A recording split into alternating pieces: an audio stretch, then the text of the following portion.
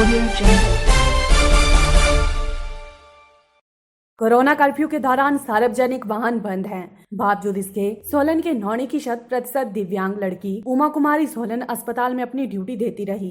हालांकि प्रदेश सरकार ने कोरोना कर्फ्यू के दौरान दिव्यांगों व गर्भवती महिलाओं को कार्य पर न बुलाने के आदेश दिए थे, लेकिन सोलन के क्षेत्रीय अस्पताल में सरकार के इन आदेशों की धज्जियां उड़ाई गयी। उमा सोलन जिला के नौनी से सोलन अस्पताल में अपनी ड्यूटी देने आती रही। उमा को कई कठिनाइयों का सामना करना पड़ा। पहले ही उमा कुमारी 100% अक्षम है। सार्वजनिक परिवहन न चलने से इसकी मुसीबत 4 गुना हो गई। लेकिन कोविड संकट में इस लड़की के साहस को भुलाया नहीं जा सकता, जो कई संकटों के बाद अस्पताल में अपनी ड्यूटी करने पहुंची। लेकिन उन अधिकारियों का क्या जो सरकार के दिशा निर्देश भी नहीं मानते। प्रदेश सरकार भले ही दावे करे, लेकिन सोलन अस्पताल प्रशासन को क्या लेना सरकार की गाइडलाइंस का। उमा देवी के अनुसार वह कोविड काल में अपनी सेवाएं देती रही। हालांकि उन्हें आने जाने में परेशानियों से 2-4 होना पड़ा। उन्होंने कहा कि वह क्या करती, उन्हें अस्पताल बुलाया जाता तो उन्हें बीते वर्ष भी सैलरी के लिए कई मिन्नतें जिला प्रशासन के अधिकारियों से कोरोना कर्फ्यू के दौरान करनी पड़ी। वहीं जब अस्पताल के वरिष्ठ चिकित्सा अधीक्षक श्यामलाल वर्मा से बात की गई तो पहले तो इस मुद्दे पर बोलने से ही मुकर गए, लेकिन बाद में कहा कि हम इनकी ड्यूटी कोरोना वार्ड में नहीं लगाते,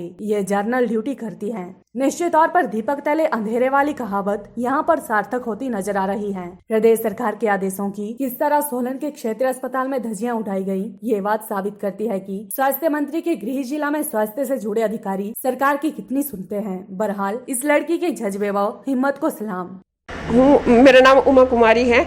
मैं एक हैंडीकैप लड़की हूँ, 100% हैंडीकैप्ड हूँ और मैं नोनी से अप डाउन करती हूँ। गांव अनु से 2 किलोमीटर पैदल आना पड़ता है नोनी तक। और फिर वहाँ से आजकल जैसे कोरोना का वो चल रहा है तो आजकल दिक्कत होती हैं, जैसे बसेस वगैरह कोई नहीं है तो मुझे कभी किसी की गाड़ी का वेट करना पड़ता, कभी किसी का गाड़ी का वेट करना पड़ता।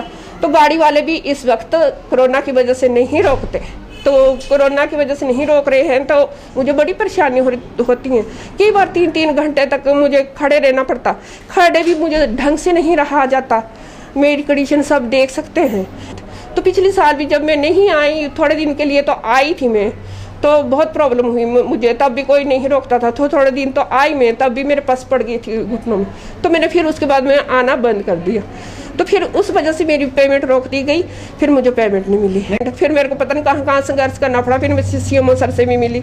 सीएमओ सर ने बोला कि मिलेगी आपको, क्यों नहीं मिलेगी, आप हैंडीकैप पर्सन हैं, आपको मिलेगी। डॉक्टर राजन उपल जी ने कहा है कि मिलेगी आपको, आपकी पेमेंट कोई नहीं रोक सकता। मैंने तो कहा है, सर से भी कहा है कि मुझे किस तरह से आना है, अभी इतनी दूर से आना है, जैसे पहले भी आते गए वैसे आते गो आना पड़ेगा। मैंने बोला कि पहले तो बसेस में आती थी मैं, बसों में आती थी, तो अब तो बस सारी बंदे हैं, सारी बसें, कोई भी बसें नहीं चल रही। आपको भी आना पड़ेगा। सर ने कहा जी एमएसएन में। सर इस कोरोना काल में मुझे कितनी दिक्कतें आ रही, बहुत दिक्कतें आ रही है सर, आने जाने में कितनी दिक्कत। देखिए, जहाँ तक सरकार के आदेश हैं और सरकार का प्रोटोकॉल्स है, जो प्रेग्नेंट मदर्स हैं और जो विकलांग हैं उनको हम कोविड ड्यूटी पे नहीं लगाते हैं, क्योंकि सरकार के प्रोटोकॉल बहुत क्लियर हैं इस बारे में और सरकार इस बारे में बहुत चिंतित है कि इन लोगों को जो है ना इसमें कोविड ड्यूटी पे ना लगाया जाए, ताकि किसी भी तरह का इन्फेक्शन का खतरा ना हो।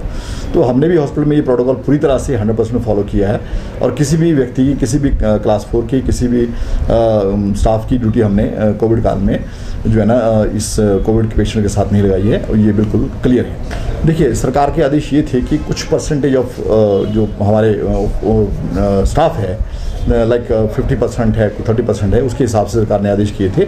उसके हिसाब से जो हम अपने स्टाफ को जो है ना सेग्रीगेट कर देते हैं कि इतना स्टाफ ड्यूटी पे आएगा। पर ये जो जिसकी आप बात कर रहे हैं, जो विकलांग की हैं, इनको ऐसी जगह पे नहीं लगाया जाता है। हॉस्पिटल में कहीं भी इसी जगह पे नहीं लगाया गया है इनको, जहाँ पे हमारे कोविड के पेशेंट होते हैं।